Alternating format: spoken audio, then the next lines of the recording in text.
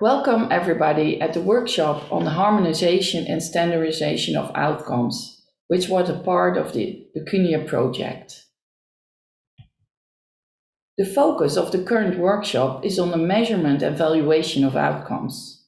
In this work package of Pecunia, we worked in close cooperation with the members of the University of Vienna and the Erasmus University. Today, the outcomes will be presented by my co-presenter, Agatha Lawazeska and Judith Simon. She was also the coordinator of the Pecunia project. During this presentation, I would like to take you on our journey developing the methodology for estimating and evaluating the pan-European value set. This method was also the base for the supranational value set, of which will be presented by Judith.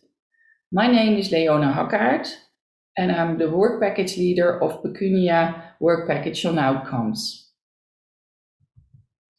This presentation, I would like to discuss the increasing need for a pan-European value set in economic evaluations.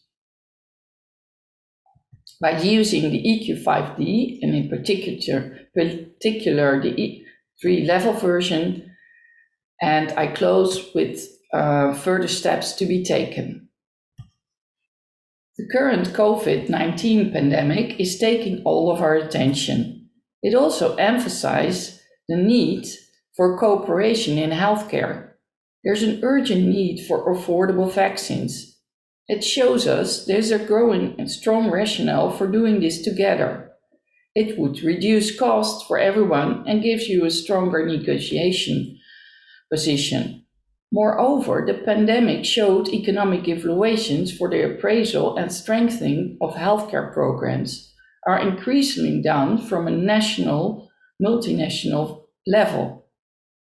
An increasing number of countries aim to support their reimbursement decision by doing economic evaluations. Doing so, we need tools and guidelines, not only for cost, but also for outcomes. Using one pooled European value set could be seen as a simple way to standardize healthcare evaluation with respect to quality of life. And the organizations like UNETA and Benelux are promoting networks between European countries in order to facilitate and valid and transferable information to contribute to health technology assessment. A pooled European value set can support these efforts. Within the European context, pooled value set may also inform healthcare policymakers, decision makers at a European level for different things like clinical guidelines and pricing. Why should we use the EQ5D? Well, economic evaluation are commonly used quality adjusted life years as a measure of benefit to value health outcomes. Estimating QALYs requires the application of preference weights for health states. These so-called value sets are measured with preference indexation, like TTO, time trade-off studies. Currently, the most used instrument is the EQ5D. Many countries ideally have their own value sets. They reflect the health states of their own population. For countries that do not have such a value set, they often use the UK value set or another neighboring country. However, there is no definitive criteria exist to choose from such a value set. Why should we use the EQ5D three-level version? Well, value sets using the time trade-off value technique for three-level now exist for 10 countries in Europe, and it's widespread application in Europe. It's also homogeneous because they all use the same valuation methods, protocolized from the UK. It can also be an example for the methodology to apply for the 5-level or youth version. This slide shows the value sets for countries for 3 level and 5 level in Europe that have their own value sets. How to estimate these value sets? Firstly, we systematically checked between studies applying using a methodology of ATMA. Methodological and procedural and analytical characteristics of the EQ5D3 level studies were extracted and compared. Secondly, we derived a pooled utility coefficients of the existing 10 valuation studies. These published coefficients were used instead of country-specific raw data because the preferences of the researcher best address the data properties and thus each country health stage values. Furthermore, the value sets are developed by each country in their respective decision-making setting and best reflect the published coefficients. For the methodology, we simulated a pooled data set by estimating the preference for all the 243 theoretical health states used from the published TTO value sets for the 10 countries. This data set then consists of 2,340 data points. A second step approach was used to achieve the best fitting model. In step 1, we used different regression models in order to select the functional form that best fitted the general pooled data set. The goodness of fit, among others, was based on R-square and root mean square error. Moreover, we tested the scenario analysis by weighting the outcomes by the population weight of the countries.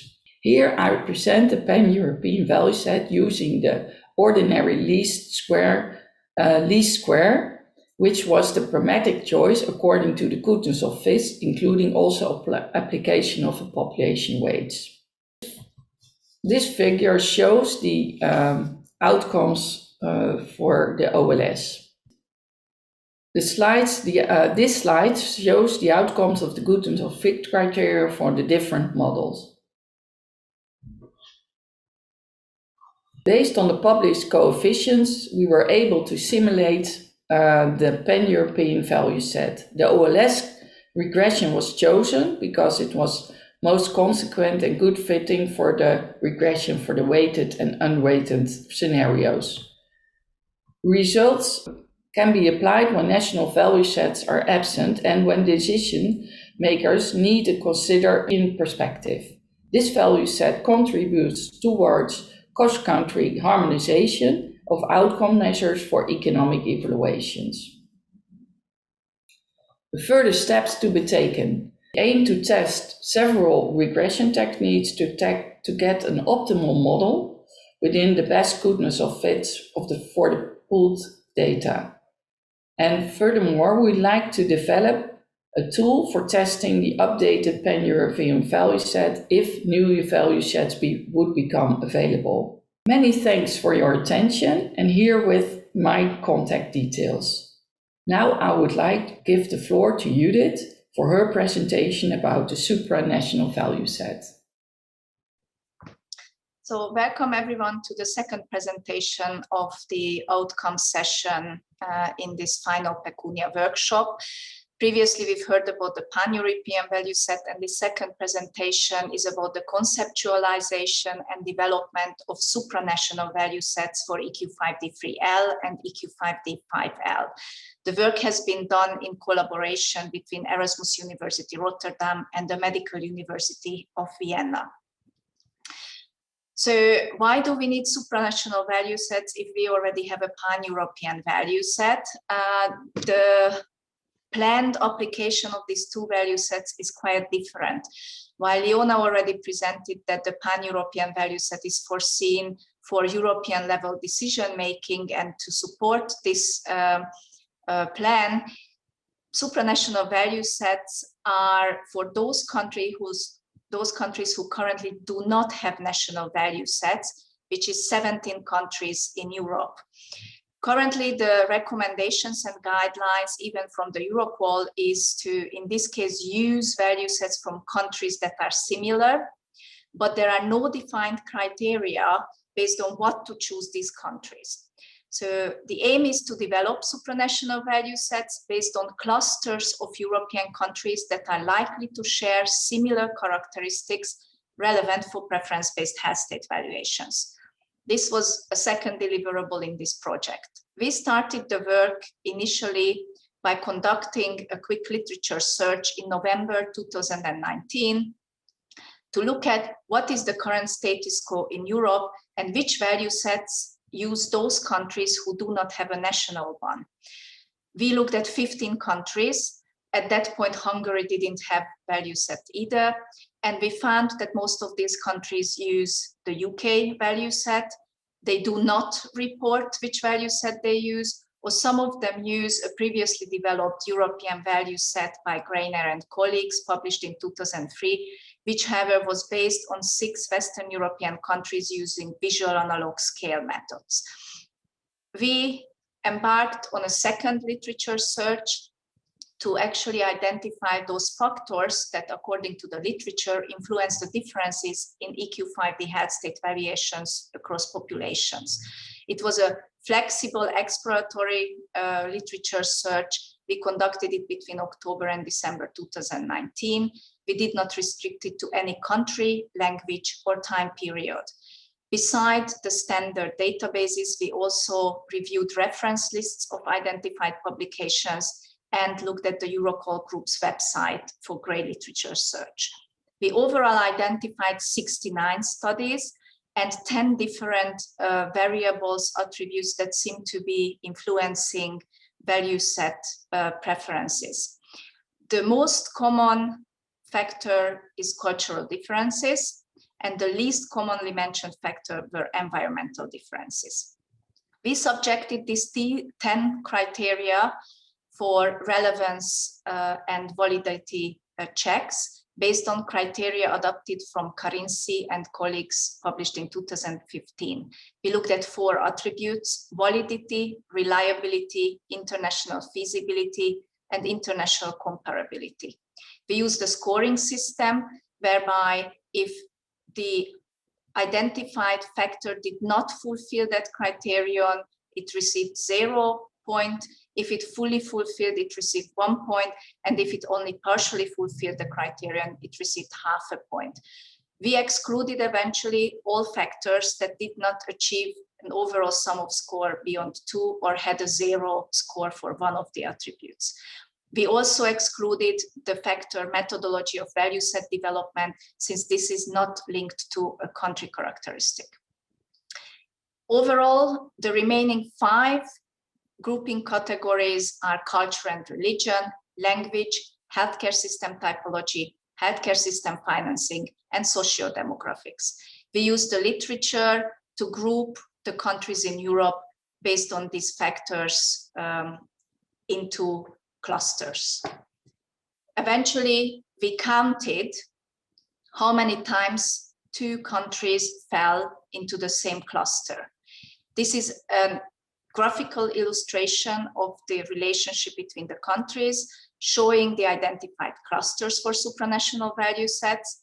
The light gray lines represent when 2 countries occurred 3 times in the same cluster by different factors. The darker gray lines, when it's 4 times they occurred in the same cluster, and the black lines illustrate when they occurred 5 times in the same cluster. As you can see, we identified 5 different clusters.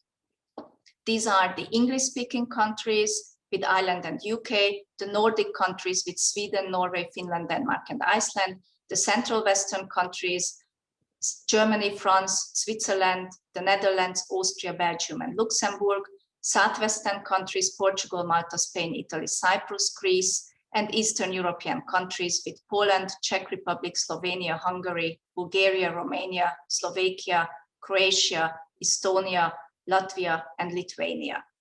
From these clusters, we were able to calculate supranational value sets for 3 of them: Central Western, Southwestern, and Eastern European. The calculation methods have already been presented by Leona in the Pan-European presentation.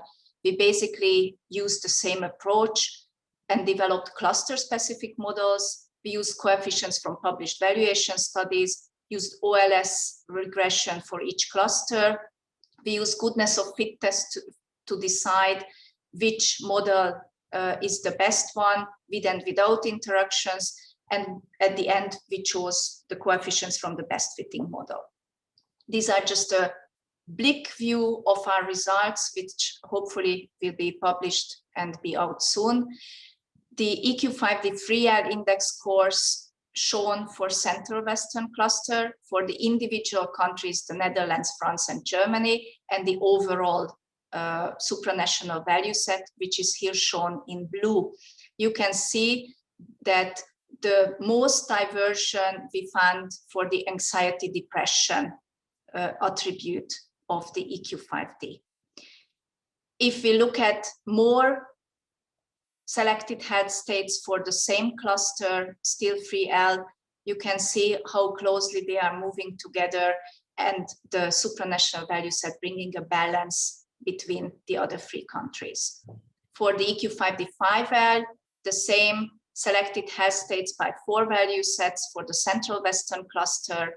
And again, we find very similar results by the anxiety depression attribute to be the most divergent across these different value sets.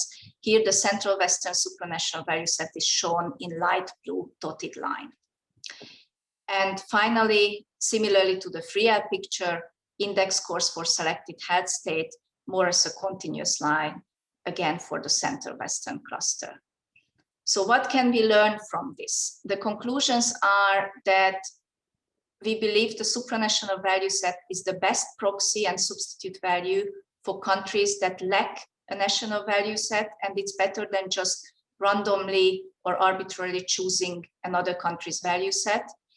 It can be also used in multinational regional trials or regional procurement settings in the context of drug pricing and reimbursement, or potentially joint HTA reports, regional ones. It's easy to update, and the concept and methods are likely applicable outside of Europe as well. With this, I would like to thank your attention, my contact details in case there is further interest in the matter. And with this, I would like to hand over for the third presentation to my colleague, Agata Waszewska. Thank you. Thank you, Judith and Leona. Good afternoon. We will now move from a very specific health-related quality of life instrument to a broad range of patient-reported outcome measures that could be used for outcome assessment in mental health economic evaluations. Before I start, I would like to thank colleagues from the Pecunia group and especially listed here co-authors of this work.